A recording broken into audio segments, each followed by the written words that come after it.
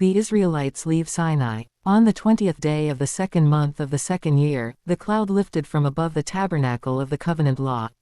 Then the Israelites set out from the desert of Sinai and traveled from place to place until the cloud came to rest in the desert of Paran. They set out, this first time, at the Lord's command through Moses. The divisions of the camp of Judah went first, under their standard. Nahshon son of Amminadab was in command. Nethanel son of Zuar was over the division of the tribe of Issachar, and Eliab son of Helon was over the division of the tribe of Zebulun. Then the tabernacle was taken down, and the Gershonites and Merarites, who carried it, set out. The divisions of the camp of Reuben went next, under their standard. Elizur son of Shedor was in command. Shelumiel son of Zurishaddai was over the division of the tribe of Simeon, and Eliasaph son of Duel was over the division of the tribe of Gad. Then the Kohathites set out, carrying the holy things. The tabernacle was to be set up before they arrived. The divisions of the camp of Ephraim went next, under their standard. Elishama son of Ammihud was in command. Gamaliel son of Pedazur was over the division of the tribe of Manasseh, and Abidan son of Gideoni was over the division of the tribe of Benjamin. Finally, as the rear guard for all the units, the divisions of the camp of Dan set out under their standard. Ahiezer son of Ammishaddai was in command. Pagiel son of Okran was over the division of the tribe of Asher, and Ahira son of Enan was over the division of the tribe of Naphtali. This was the order of march for the Israelite divisions as they set out.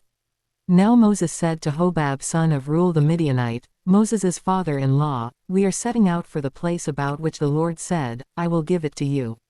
Come with us and we will treat you well, for the Lord has promised good things to Israel." He answered, "No, I will not go, I am going back to my own land and my own people." But Moses said, "Please do not leave us. You know where we should camp in the wilderness, and you can be our eyes. If you come with us, we will share with you whatever good things the Lord gives us." So they set out from the mountain of the Lord and traveled for 3 days. The ark of the covenant of the Lord went before them during those 3 days to find them a place to rest. The cloud of the Lord was over them by day when they set out from the camp. Whenever the ark set out, Moses said, "Rise up, Lord. May your enemies be scattered. May your foes flee before you." Whenever it came to rest, he said, "Return, Lord, to the countless thousands of Israel." Numbers 11. Fire from the Lord. Now the people complained about their hardships in the hearing of the Lord, and when he heard them his anger was aroused.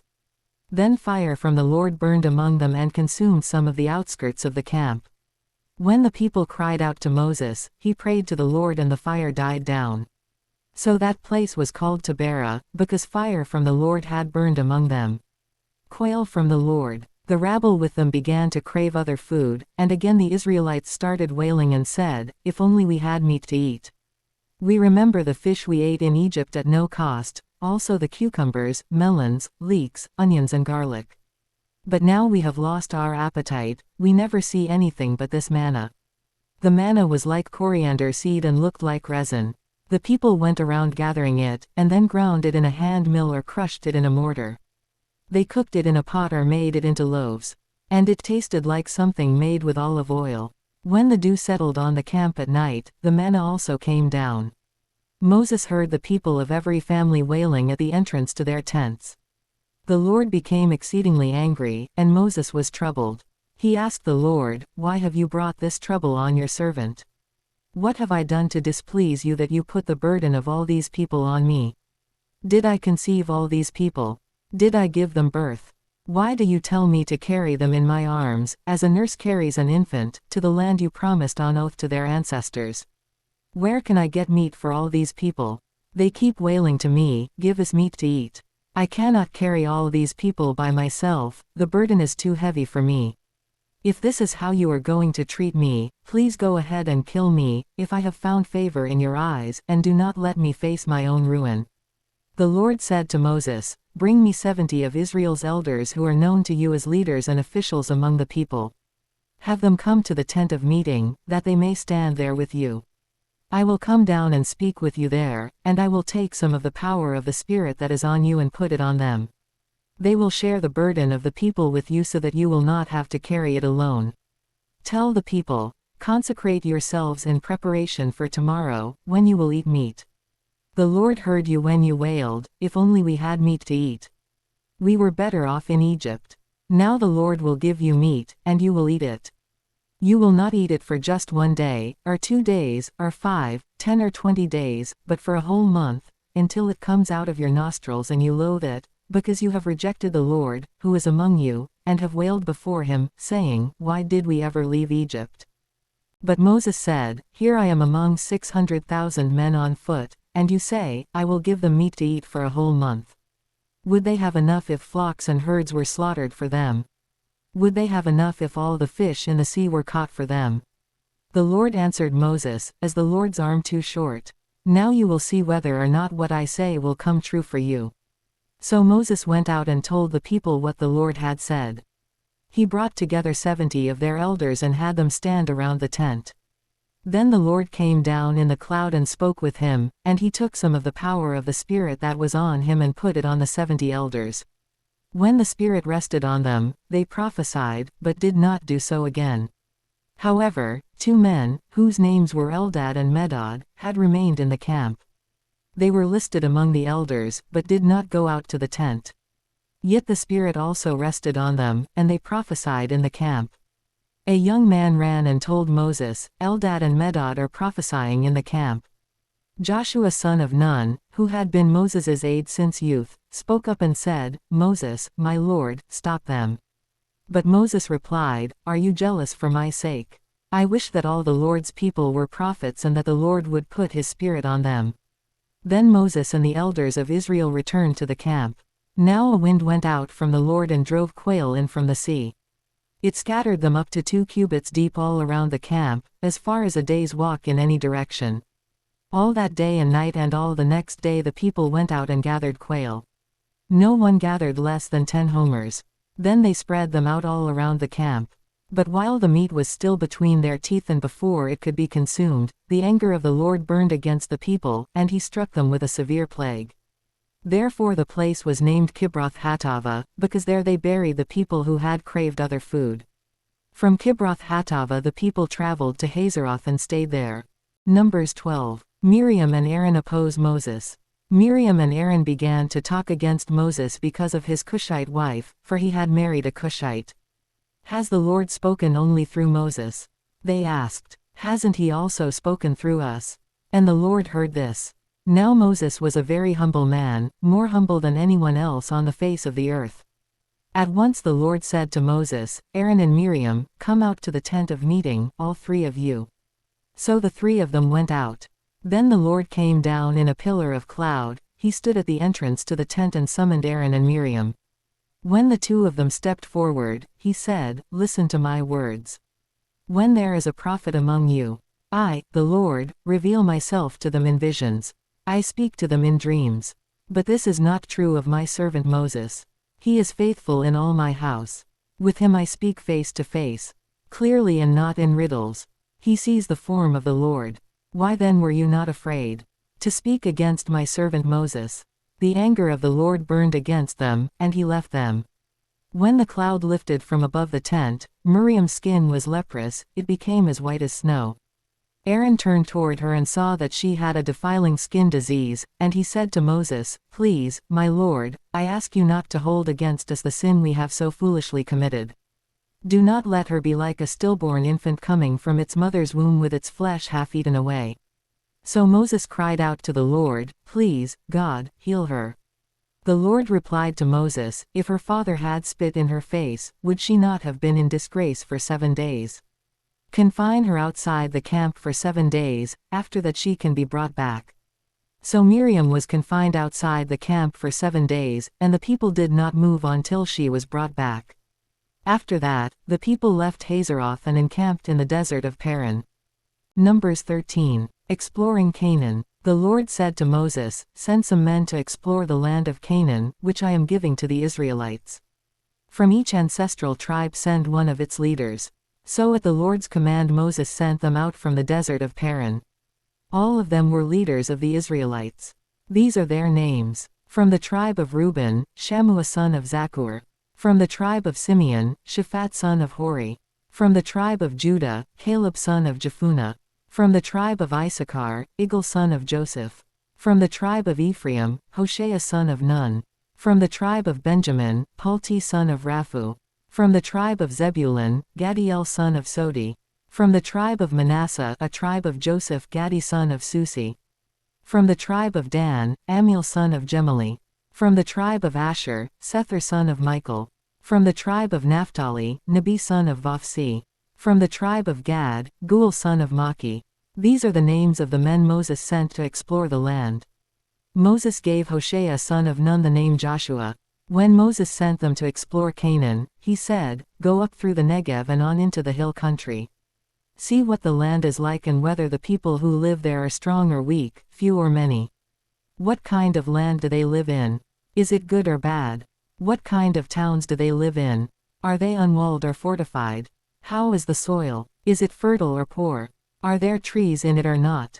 Do your best to bring back some of the fruit of the land." It was the season for the first ripe grapes. So they went up and explored the land from the desert of Zin as far as Rehob, toward Labo Hamath. They went up through the Negev and came to Hebron, where Ahiman, Sheshai and Talmai, the descendants of Anak, lived. Hebron had been built 7 years before Zon in Egypt. When they reached the valley of Eshcol, they cut off a branch bearing a single cluster of grapes. 2 of them carried it on a pole between them, along with some pomegranates and figs. That place was called the Valley of Eshcol because of the cluster of grapes the Israelites cut off there. At the end of 40 days they returned from exploring the land. Report on the exploration. They came back to Moses and Aaron and the whole Israelite community at Kadesh in the desert of Paran. There they reported to them and to the whole assembly and showed them the fruit of the land. They gave Moses this account: "We went into the land to which you sent us, and it does flow with milk and honey. Here is its fruit. But the people who live there are powerful, and the cities are fortified and very large. We even saw descendants of Anak there. The Amalekites live in the Negev, the Hittites, Jebusites and Amorites live in the hill country, and the Canaanites live near the sea and along the Jordan." Then Caleb silenced the people before Moses and said, "We should go up and take possession of the land, for we can certainly do it." But the men who had gone up with him said, "We can't attack those people, they are stronger than we are." And they spread among the Israelites a bad report about the land they had explored. They said, "The land we explored devours those living in it. All the people we saw there are of great size. We saw the Nephilim there, the descendants of Anak come from the Nephilim. We seemed like grasshoppers in our own eyes, and we looked the same to them." Numbers 14. The people rebel. That night all the members of the community raised their voices and wept aloud. All the Israelites grumbled against Moses and Aaron, and the whole assembly said to them, "If only we had died in Egypt. Or in this wilderness. Why is the Lord bringing us to this land only to let us fall by the sword? Our wives and children will be taken as plunder. Wouldn't it be better for us to go back to Egypt?" And they said to each other, "We should choose a leader and go back to Egypt." Then Moses and Aaron fell face down in front of the whole Israelite assembly gathered there. Joshua son of Nun and Caleb son of Jephunneh, who were among those who had explored the land, tore their clothes and said to the entire Israelite assembly, "The land we passed through and explored is exceedingly good. If the Lord is pleased with us, he will lead us into that land, a land flowing with milk and honey, and will give it to us. Only do not rebel against the Lord. And do not be afraid of the people of the land, because we will devour them. Their protection is gone, but the Lord is with us. Do not be afraid of them." But the whole assembly talked about stoning them. Then the glory of the Lord appeared at the tent of meeting to all the Israelites. The Lord said to Moses, "How long will these people treat me with contempt? How long will they refuse to believe in me, in spite of all the signs I have performed among them? I will strike them down with a plague and destroy them, but I will make you into a nation greater and stronger than they." Moses said to the Lord, "Then the Egyptians will hear about it. By your power you brought these people up from among them. And they will tell the inhabitants of this land about it. They have already heard that you, Lord, are with these people and that you, Lord, have been seen face to face, that your cloud stays over them, and that you go before them in a pillar of cloud by day and a pillar of fire by night. If you put all these people to death, leaving none alive, the nations who have heard this report about you will say, the Lord was not able to bring these people into the land he promised them on oath, so he slaughtered them in the wilderness.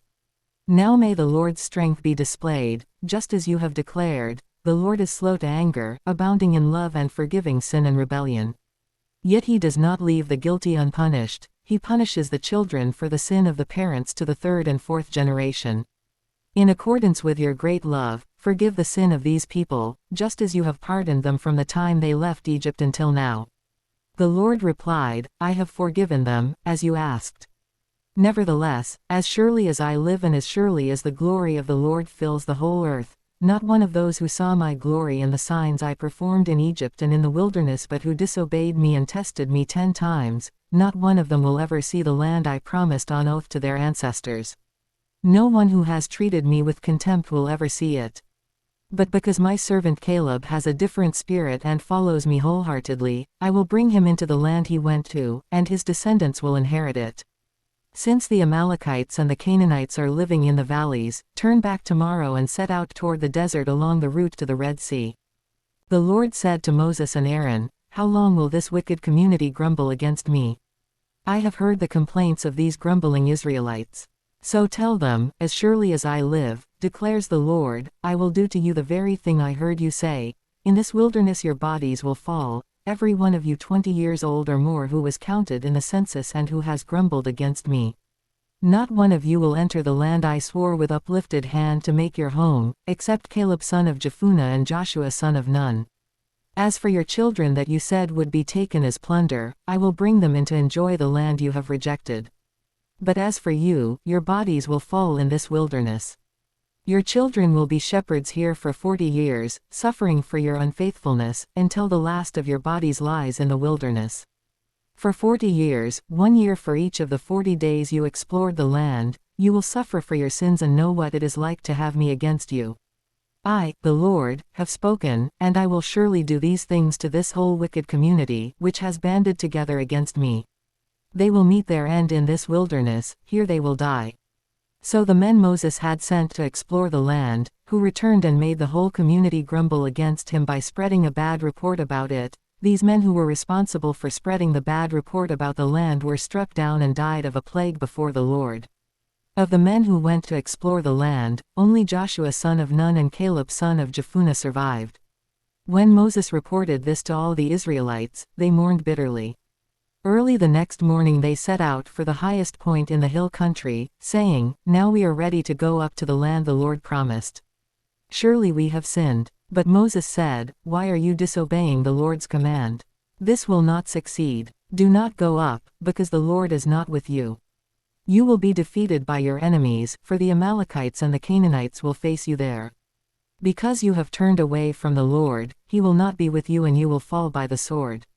Nevertheless, in their presumption they went up toward the highest point in the hill country, though neither Moses nor the ark of the Lord's covenant moved from the camp. Then the Amalekites and the Canaanites who lived in that hill country came down and attacked them and beat them down all the way to Hormah.